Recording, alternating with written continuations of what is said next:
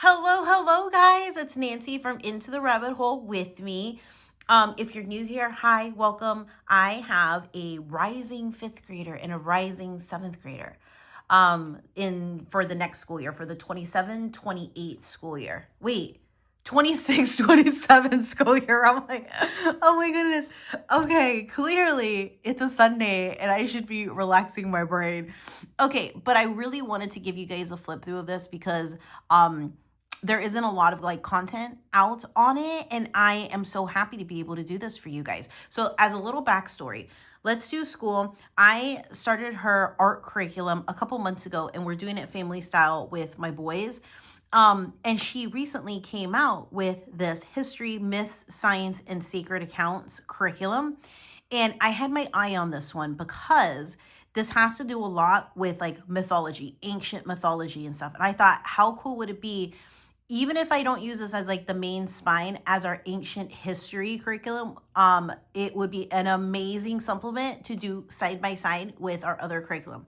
So anyway, she had these printed out, and I guess she encountered some printing issues in here.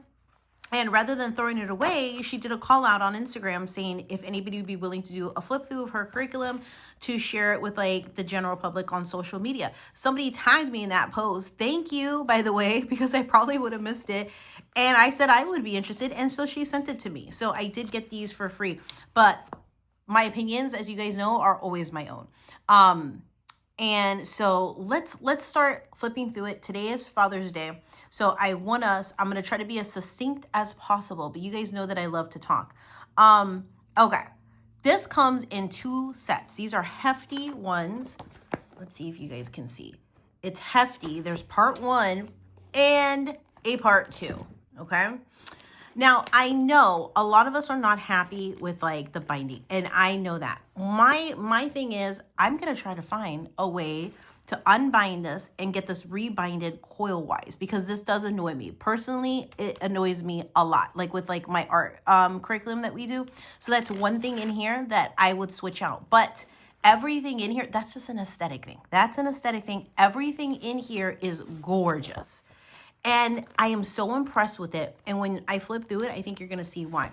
But that's the only negative thing I basically have to say about it. And it's not even a negative because it's a workaround. And it's more of a stylistic thing, you know? It's just switching out the binding, which I think, and if anybody can help me out there in internet world, I think I just need to figure out what the pitch is in here and then just get the coils to like match that pitch. And then I think I should be able to just thread it like all the way through, you know?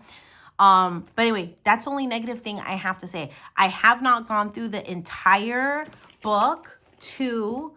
I did go through the book 1, so that way I couldn't wait. I was like, I got to get my hands on this and see like what it's all about.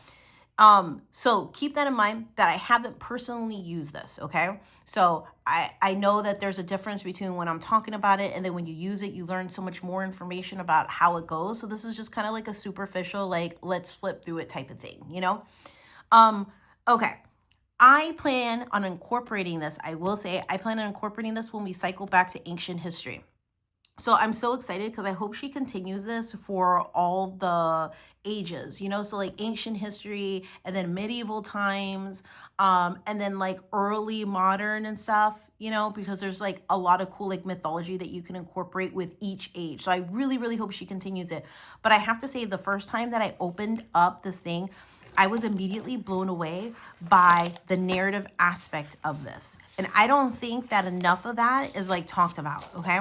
But before we get into this way, into this like the main like lessons and stuff, I just want to point out that I love like her intro in here, you know, like, and when she says a storybook, it literally reads like a storybook. And I love it. So she has like an intro in here about just like opening yourself up to the experience. Don't start with like facts, like dates and facts and stuff. Instead, we're starting with like the narrative aspect of it, the story of it. And that's what you fall in love with. And that's how you're going to learn throughout this entire curriculum, is you're learning about history and you're learning about different cultures. You're going to be comparing mythologies in ancient history by learning through story versus facts. Like, you know, in whatever BC, blah blah blah blah. Like, no, it's done completely different, and I haven't seen any other curriculum that does it like that. So anyway, she has a pacing guide in here, and this is going to be like your best friend, because otherwise you're not going to know like your stopping point. But of course you can adapt this as you need, you know. Like, I don't think that I would be able to finish this. Let me see how many lessons. I think I did like an approximate on Instagram. I think it was like 90 something, I think, an approximate amount of lessons.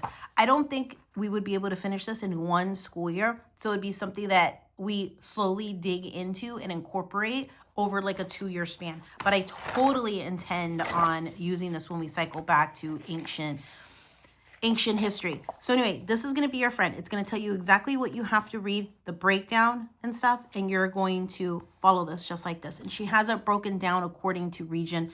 So you have like Africa, the Afro-Arabian region, the Southern Asian, then you have Australia, and so on and so on. You know, so she has it broken up. So you can even incorporate additional picture books or novels or anything that you want, because you know exactly what region that you're going to be covering, you know? So I like that. Okay, so let's get into the actual lessons. So the very first thing that she has is this beautiful map, and it consists of this page, this page, this page, and that page. So you're going to cut it out, and it's going to be a good, decent size, and you're going to glue it right over here where it says glue it. You're going to cut along the orange. And this is your map. And as you learn about these different cultures and where, the peoples like originate from, you're going to go ahead and you're going to be marking it on your map. And she shows you where to do it in the curriculum. So this is where the actual lessons start. So history is a story. So immediately we just need to like pause for a second. Okay. I'm going to bring the curriculum closer to the camera so you guys can pause the screen. And I really want you to take a look at how she starts it. Like, immediately from the very beginning, it's whimsy. Like, if there was one word to describe this curriculum, it would be whimsy. It would be also like mystical. Like, whimsy and mystical is what this is, but you're getting so much rich information about cultures that I had no idea even existed. So it's a really eye-opening thing. So I'm just going to keep scrolling down in here. I mean, look at how it starts. You've been chosen. Out of all the students who applied, you're invited to travel beside me, a seasoned griot, I think, a keeper of memories from long ago. A griot is a collector of truth, a weaver of voices, and a bridge between past and present.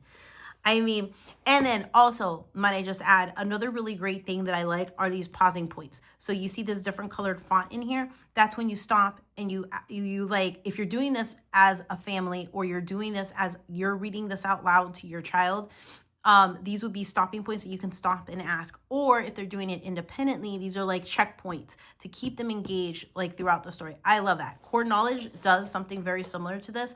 And I swear that's why my kids retain so much information when we do these core knowledge units, because of these like stop points that happen. So I personally am a fan of it. I can see where other people may not like it because it interrupts the flow of the story, but I think that's a way to keep engagement too, and help them synthesize the information that they are getting, you know?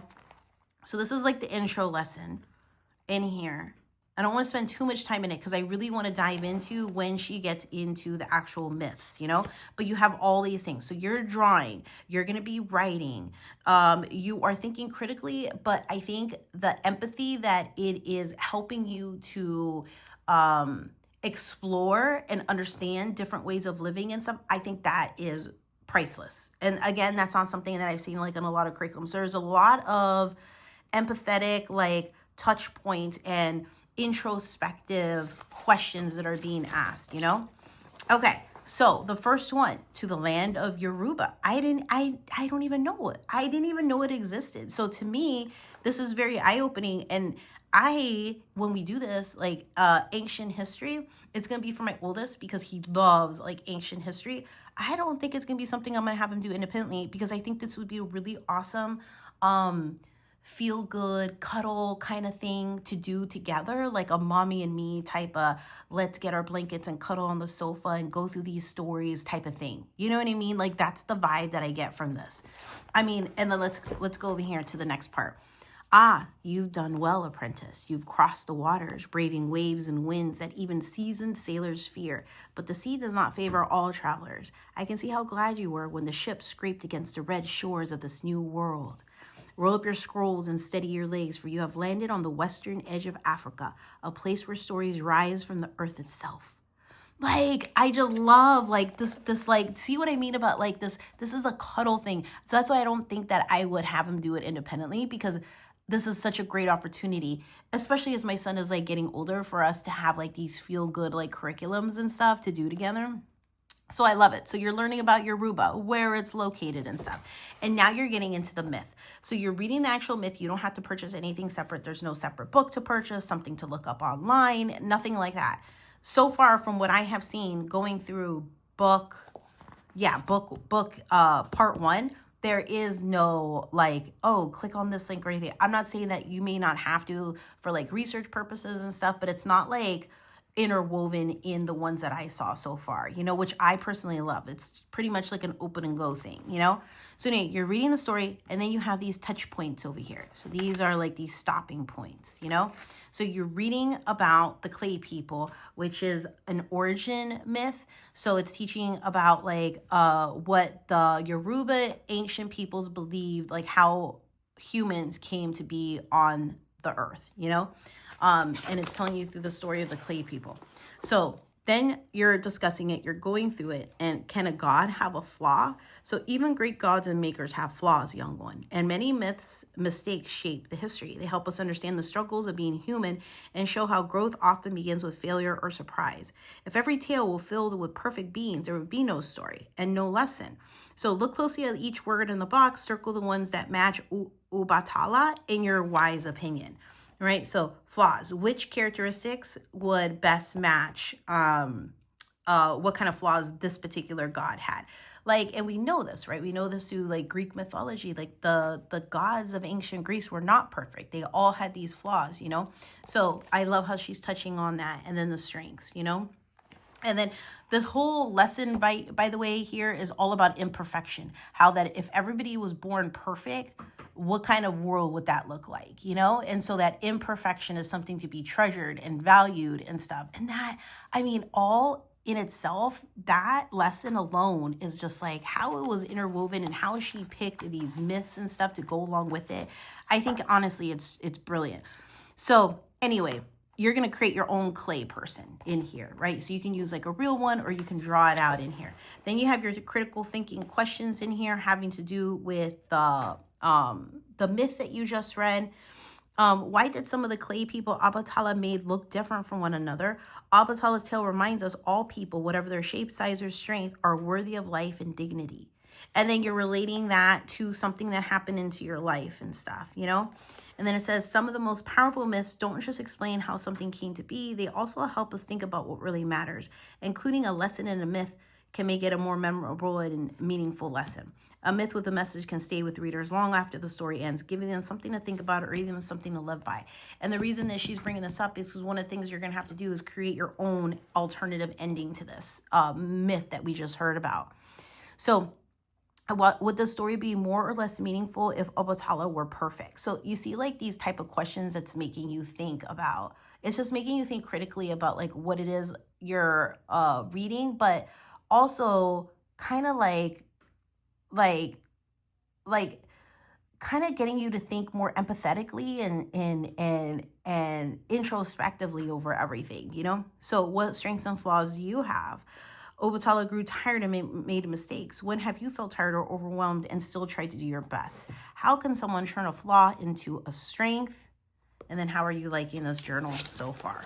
Okay, so this is really cool. So then we have a really cool primary source like image in here that you have of an actual clay sculpture from the, how do you say the name? Yoruba people. And it's talking about that. And the intricate like hair and stuff and how they used to wear their hair. And it says, so this is like, so when I say like online like internet research, I mean like links that you have to click onto and things that you have to prep and preload and things like that. But there are research opportunities that you're going to have throughout like the lesson, like this one. research a Yoruban mask. So look on the internet or in books to find information on that. Draw and color your own mask. You can even try to make one if you have like clay stuff. You can actually extend that and do something, you know. And then it says, young storyteller, you have walked the path of Ubatala and seen the beauty in his imperfect creations. Now imagine another world, one where Ubatala made each person flawless and exactly the same. What would such a world be like? Write your own ending to the tale, apprentice. Tell what happens when all people are made perfect and exactly alike. What does Oral Run say? How do the people live? How do they treat each other? What does this world look like 100 years later? So I just, honestly, I really love it. And then you're going to be doing, I thought that this was a really cool like tie-in and stuff.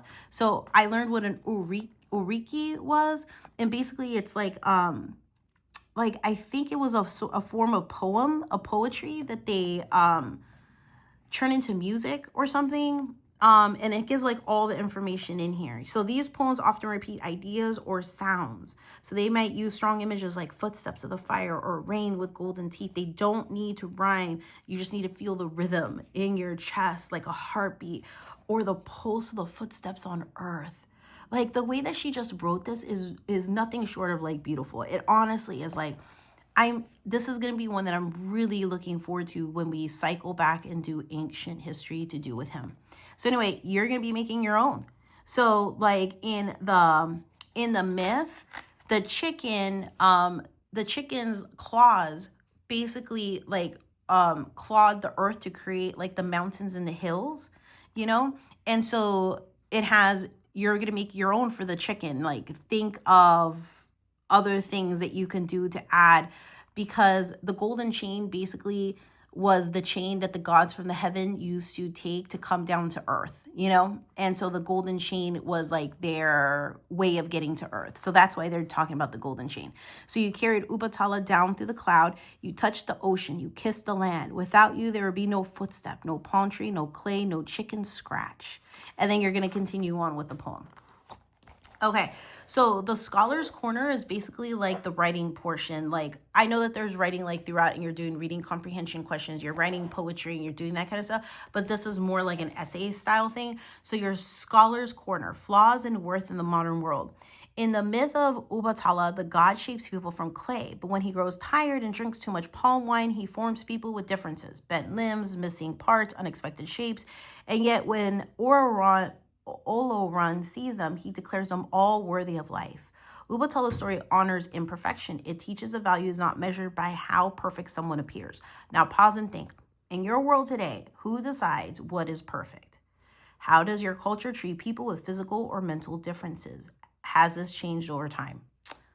Love. Reflective essay. Write a short reflection to answer this prompt. What does flawed but worthy mean to you? Have you ever felt pressured to appear perfect? When or why? How can this myth relate to you and the way you treat yourself? I mean, I love it. And then I'm going to show you the next one. So now you have the storm and the San from the San people. And this is now we're going down to Southern Africa. And so you would mark, oh, sorry, I wasn't even in frame.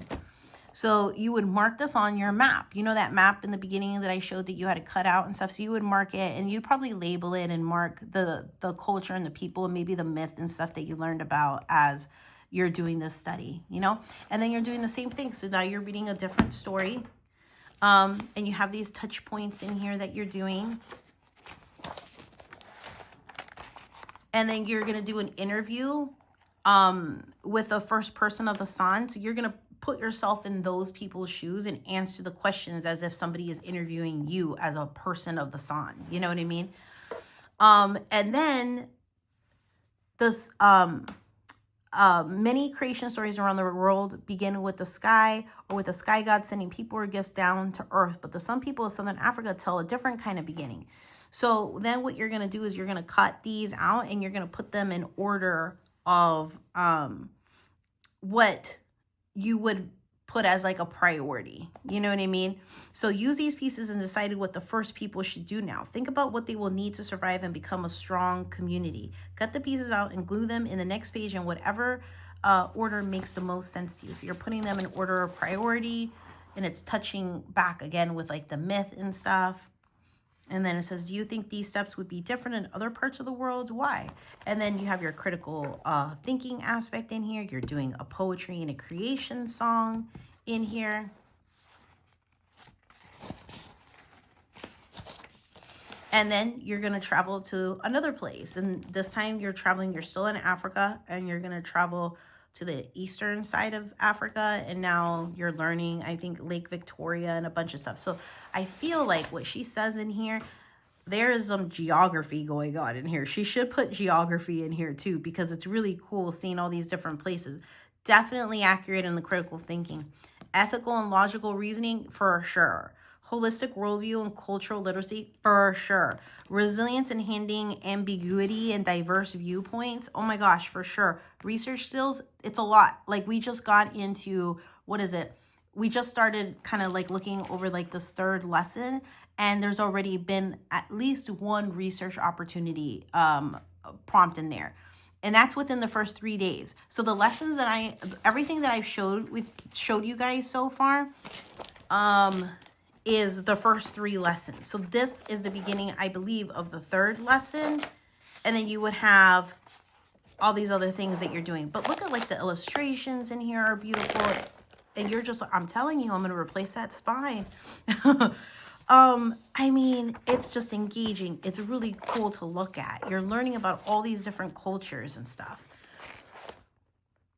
I mean, geography, she needs to put geography in the thing too. Like here's another scholar's corner in here, and I haven't read this one yet, so we can read it together. What is personal bias? We don't just see with our eyes. Everything around us is interpreted through our cultural beliefs. We don't just listen with our ears. Everything we hear is filtered through our experiences. You also understand the world through your memories, your values, your habits, and the habits of those who raised you. It's not wrong, it's human. But a wise historian must know when their own thoughts are shaping the story too much. A bias is a strong belief, habit, or preference that affects the way we see people, events, or ideas. This can happen all the time if we don't realize what is going on. A personal bias is shaped by your family, culture, religion, spirituality, local traditions, gender, daily life experiences, and so much more. And then it provides an example of what that looks like. So what's the prompt? Write your response to the following prompt. Think about something small, like a food, a holiday, or the way you believe work should be done. Where did that belief come from? What don't others believe the same as I do? Give examples of other people's belief about the same topic. And then honestly, how do you react, think, or feel when someone does something differently? All these introspective activities, I am just like, especially for my oldest, like this is the age where I want him being more introspective. I want him tapping into more on like these recognizing these gray areas, and not everything is just so black and white, and then recognizing like all these different things, you know? All right, think about something you've always believed was normal or the right way to do things. Is that belief universal or just common in your family or culture, and where did you learn it from? Give an example where someone was being disrespectful, lazy, or rude. What would happen if you learned that they were raised with a different set of expectations? How would that have changed the situation? When someone talks about religion, lifestyle, or custom you don't follow, you feel curious, uncomfortable, or defensive. Oh, do you feel? Be honest and examine why you feel that way. What is something you do that others might think was strange or might make them feel uncomfortable? And then it has this portion in here. I mean, I love like, and that would be like a bulk writing thing, because there's writing throughout. Or you can do these orally, especially if you're doing this together with your child or your student, right? If you're doing this together with your student, you could just orally discuss these things and they don't have to be written in. Oh, look. Art as a source. So now you're doing artwork from a book, artwork from a website, and it's talking about citing your sources. Love that. That was really cool. Oh, you're talking about a peninsula in here. I mean, she really needs to add geography to it, because now there is like peninsula talk in here. So the cultures for student research. So you'll become a true myth hunter. You'll seek out a creation story not told in this book, study its origins, compare it with a myth you already explored, and bring it to life through your own creative expression. That is super cool. That is super cool. So you can see, like, it is just a beautiful curriculum. But what really gets to me, though, is this can be the ugliest curriculum in the world, and I wouldn't care because of the way that she's telling the story. The way she's telling the story and how she, like, brings you into it is, like, everything. You know what I mean? Because, I mean, you can have the prettiest curriculum, but it lacks substance and it's so boring. And this, so I wouldn't, like, if this, you guys get what I'm saying? Like, this is not only beautiful, but it has substance in it. And I am really excited for it, guys. Really. And I just finished ancient history like this past school year. And I was like, no, I can't stand it anymore. But this is going to be such a beautiful, like, integration. Like, there's so many opportunities in here for deep dives. Like, I think it can stand alone as its own thing. You don't even need to have, like, a thing, especially if you're just tired of the same old with ancient Greece, ancient Egypt. Like, look, like, if I have to do it one more time, like, I would just throw up, you know? And so this would be a really great way of getting in your ancient history and maybe skipping this turnaround, you know, like, do this, get into the medieval times and stuff like that, which is what I may do, you know, because I swear I've done ancient history 4 times in our homeschool, like 4 years worth out of our 7 years worth of, like, homeschool education. And I'm a little over it, but something like this would definitely, man, what a change of pace. So who knows what, I think as a standalone, it would be great, or maybe I integrate it in whatever other spine that we're doing with it, but totally. And then you can take your time in it. You don't have to do it as it's laid out. You can really, like, spread it out, you know, which is what I may do. Like, spread out, take it in smaller chunks. It's just going to last a little bit longer is all. So I really hope she comes out with a medieval one, like, with that period of time, and then early modern, because early modern also has some really awesome, like, mythical tales and stuff. And I think that would be really cool. So anyway, guys, I hope that was helpful. And let me know if you guys have any questions. And if you don't follow me on Instagram, follow me on Instagram, because as I continue to dive deeper into this, because I can't put it down and I still want to look more into the part B, which I haven't even looked into, this part 2. And on Instagram, I'll be showing you guys little things as, like, I find them and stuff. So my Instagram handle is the same as this account. It's Into the Rabbit Hole with me. Anyway, guys, thank you guys so much. Don't forget to subscribe. Let me know what questions you have. What do you think of it? How would you incorporate this into your homeschool? Give me all the suggestions and stuff, because this for sure is going to be a part of our lineup when we do ancient history again. Also, don't forget, if you have suggestions for this, let me know.